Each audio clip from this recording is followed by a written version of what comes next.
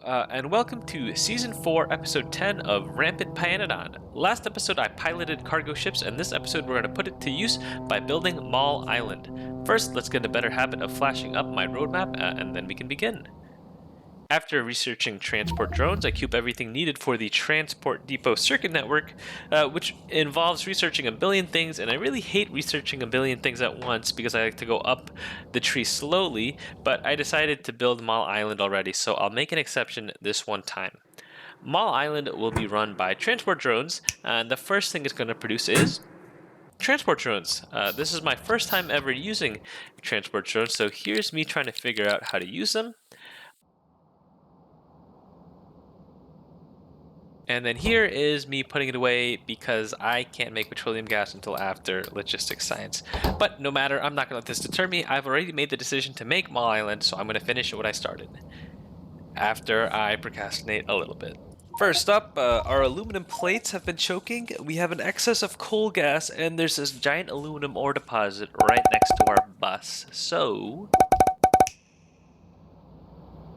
our aluminum ore has quadrupled, and in theory our aluminum plates and duralumin will soon as well. Not that I need more caged rocks, but I kind of wanted to automate cages and prioritize the ones from the system like I did with empty barrels to just keep consistent. Next up, I'm going to be doing the Moss Farm turret upgrades. These 3 upgrades basically boil down to an extra ingredient for more output, remove ingredient but increase power, and 2 bonus recipes. I'm going to go with the 2 bonus recipes one, but I'll hold off until after Intermetallics because they cause recipe changes, which includes buildings that need Intermetallics.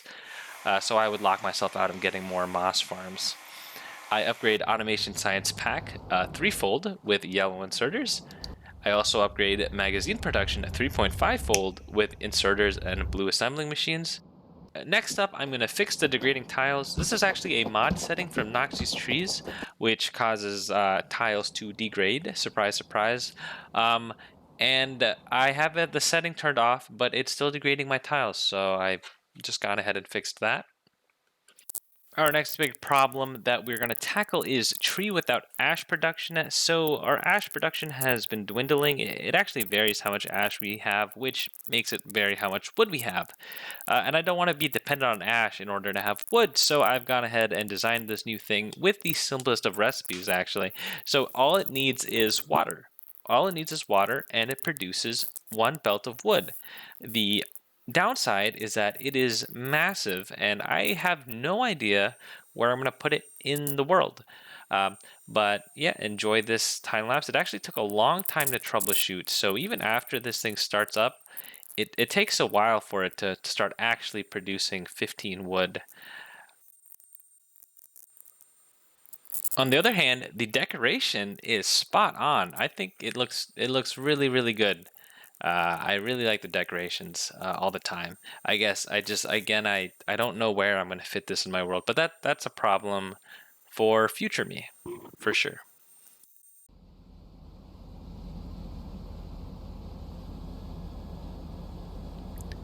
Anyways, with that build out of the way, let's not worry about placing it and instead worry about the Vrock upgrades. The 3 choices were essentially 1, remove water barrels, 2, decrease energy consumption but also reduce speed, or 3, bonus recipe. So I chose bonus recipe. So up next, I was going to go ahead and place down the giant tree blueprint that I had made, except this biter attacked me, and Jesus, behemoth biters are huge. But I had this idea where I wanted to explore north of Bridgeland to see if the rest of that continent was safe, because if it was, I could take down my walls over there and possibly just use that as my base.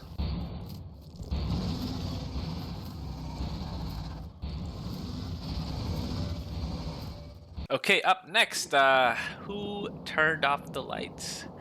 Alright, I'm having power issues now, which I need to solve. Also, I learned that the dedicated fuel has stopped, and I have nowhere that I can fit my giant tree farm. But ash is on the rise, so I can postpone my tree farm build for now. First, let's focus our efforts on the liquid fuel problem. Okay, all I had to do was plug in this pipe and our production is back. And as a bonus side effect, our zinc has taken off again. Okay, next up we're going to work on power, and I'm heavily considering making a new one, a much more compact and better designed, but I also think this isn't something on top of my list of, this is not something I really wanted to work on, so I'm just going to this over here, and that should be good.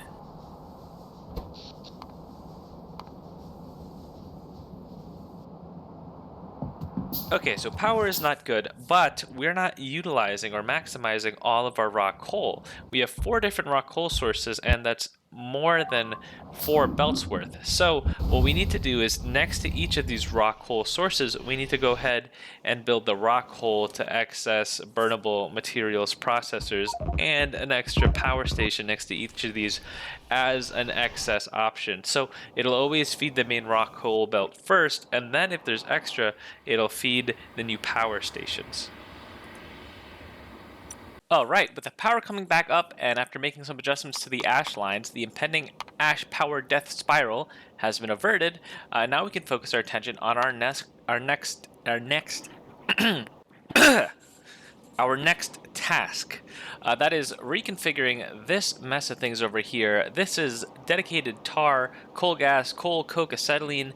It's all kind of just mashed together like this, and it looks bad and outdated. Anyways, I want to go ahead and move it to this other side and just make it look better. Also, real quick, this was not automated, so I've automated it. So, I go to build my new tar, coal gas, acetylene, coal, coke build, but I soon realized that the scale of what I want is too big, and I'm being too greedy. I wanted space to be a resource, but I didn't realize it would be so constraining. I just want to build large builds. You might be asking, Vanilla Ice Cube, why don't you go and build further out? You have plenty of military production, right? I have nothing to worry about. And to which I say, at this point of the game, I don't have any automated wall healing. So I have no fear of the rampant biters overrunning my base at this point, but they do chip away. So if I expand my base any further, I'd eventually be stuck in a loop where I'm just spending all my time running from wall to wall repairing them and not really making any progress before eventually one of them collapses. So for now, I guess I'm stuck with this base.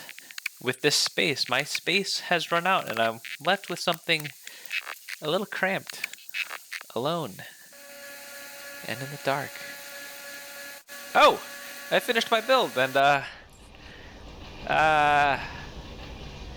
yeah, I ratioed it completely wrong.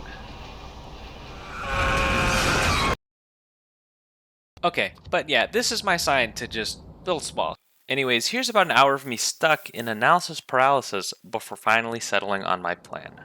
Phase 1 is coal. That means 2 different raw coal to coal builds and 1 wood to coal build. And after all my complaining about the constraints of base space, I remembered that I could actually just make my builds more dense. And I was able to cram 24 crushers into this one as opposed to 15 on my other build, which was much bigger. But this is raw coal to coal 2. Next up, we have raw coal to coal 1. It's the same recipe that we start off with in the game. It is way less cost efficient. It costs 50 raw coal instead of like 22.5, so almost double the raw coal, but it's like half the footprint. Plus, it produces tar and coal gas. Anyways, this will be our secondary coal production, so we will prioritize this after raw coal 2. And then lastly, we have wood to coal production. This one will be our primary. I wouldn't even really call it primary. It's more of the excess because we won't be prioritizing wood here. We will have wood only go here if we have excess wood. So excess wood goes here, but then it becomes our primary coal.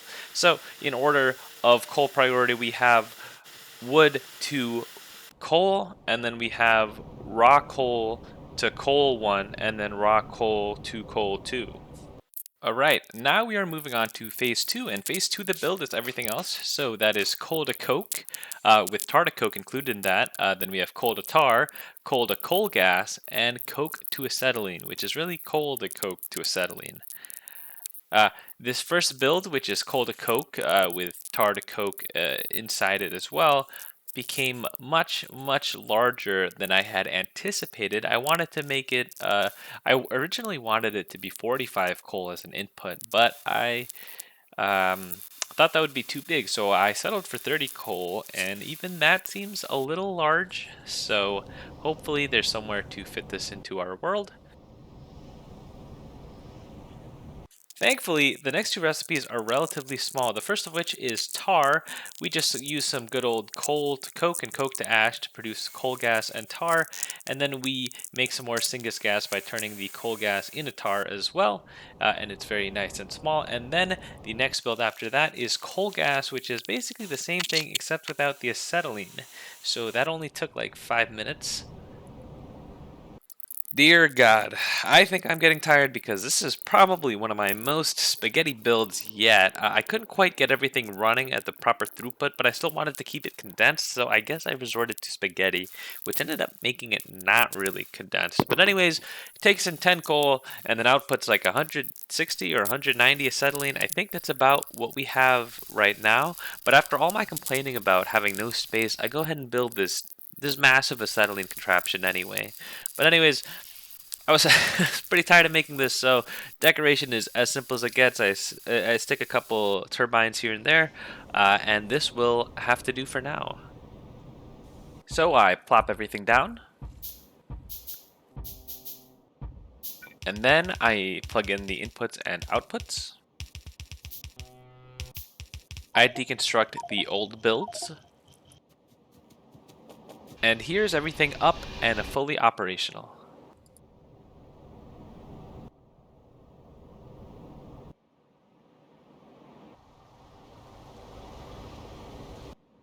With that refactoring done, we are finally at the end of the episode. I know we were supposed to work on Mall Island, but I've actually decided not to work on Mall Island. It would be a temporary build. I don't have as much time as I used to, so I would love to do all these temporary builds, but I think at this point, I just kind of want to move faster, and I kind of just want to get to the locomotives and the transport drones. So next episode, I promise we will make progress towards our season goal in Intermetallics. Special thanks to my patrons, John Boy, Ema, Sterling, Zark, Simple Anglerfish, and Hollow. Thank you guys so much for supporting me, and I will see you guys in the next episode.